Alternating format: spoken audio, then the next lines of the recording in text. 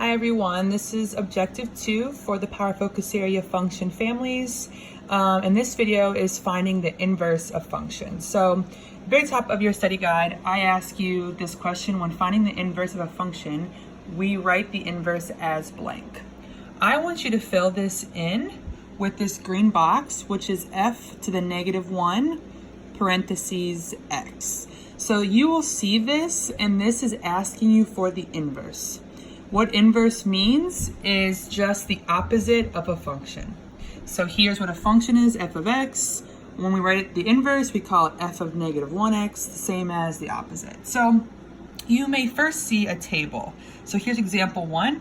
It's a table. It says here your x values over here, and then here are your y values, or we call those f of x. And I'm asking you in that table to the right, give me the inverse, which we can see is that f -1 of x. All you do to do the inverse of a table is you just switch your points, you flip them. So this 0, 17 is going to become 17, 0. This 1, 23 is going to become 23, 1. Same thing, 229 becomes 29, 2. And then last, 335 becomes 35, 3. Whenever you see a table, you just simply flip your points and you found the opposite, or what we call an inverse. Let's go to example 2, which was, up here, asking you find the inverse of an equation. So I have two equations here, y equals 2x plus 1 and y equals 3 parentheses x minus 10. So if you're finding the inverse, let's focus on this first one, y equals 2x plus 1. You're going to do the same thing. You're going to flip your x and your y. So how you're going to write this new equation is I'm going to do x equals 2y plus 1. I just simply flip, just like my table, my x and my y. But what I have to do here is I have to solve for y to find my final answer of the inverse. So hopefully you remember from Algebra 1 the steps to solving an equation. So the first one is drawing a line down from your equal sign. If I'm going to solve for y, I have to get rid of this plus 1 and this 2 out front so that y is all by itself. So I'm going to get rid of the plus 1 first. So the opposite of adding 1 is going to be subtracting 1. And remember, whatever I do to one side of the equation, I have to do to the other side. So I'm going to put a -1 over here. What I have left, these cancel out, and I'm left with just a 2y. And then x minus 1, I cannot subtract those because here's an x, here's a 1. You can't do anything. So I'm just going to write it as x minus 1.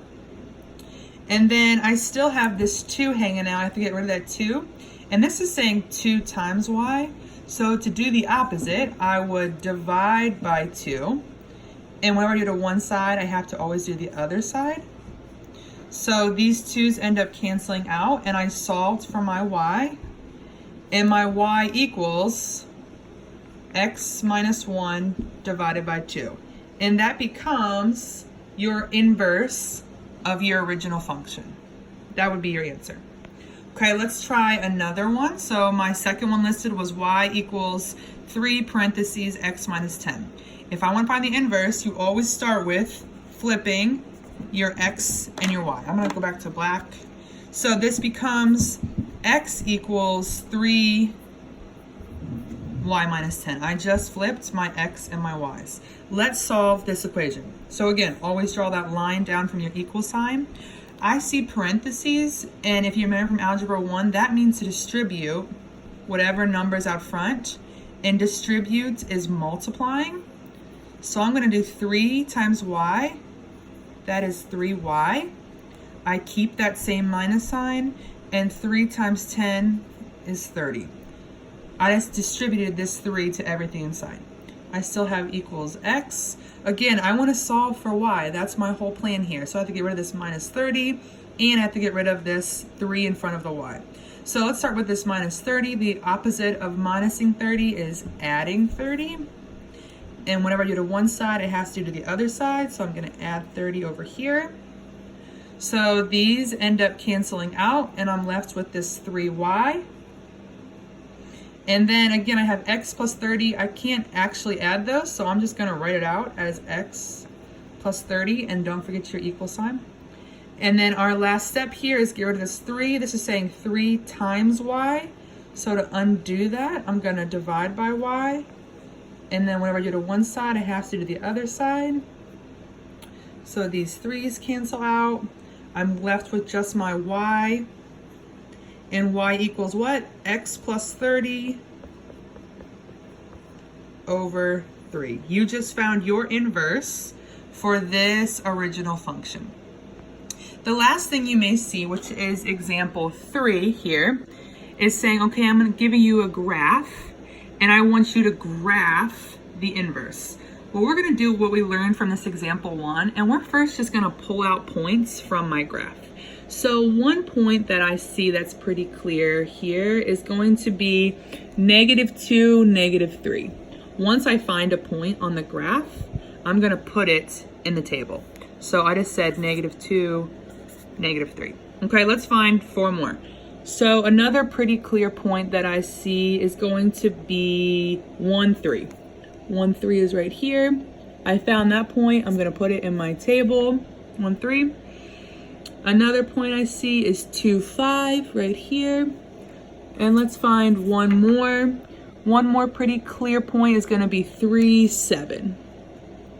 So let's put that one in my table. And if you remember, this is asking for the inverse. There's my little function notation that says inverse, that -1. So if you remember how to find the inverse, I just simply flip my x and y's. So this table becomes -3, -2. Then I flip my 1 and 3, so it becomes 3, 1. Flip my 2 and 5, that becomes 5, 2.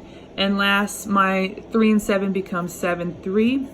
When I get these new points right here, all you're gonna do is graph it on this graph. So let's graph them together. That first point is -3, -2. That's over 3, down 2. There's 1 point. Next one is 3, 1. So that's a +3, +1. Second point. Then I have the point 5, 2. So let's go over 5, up 2. And then last I have 7, 3. So I'm just gonna go over 7 on my x and up 3. And then this becomes the inverse graph of that line. And then that's objective 2 on finding the inverses of functions.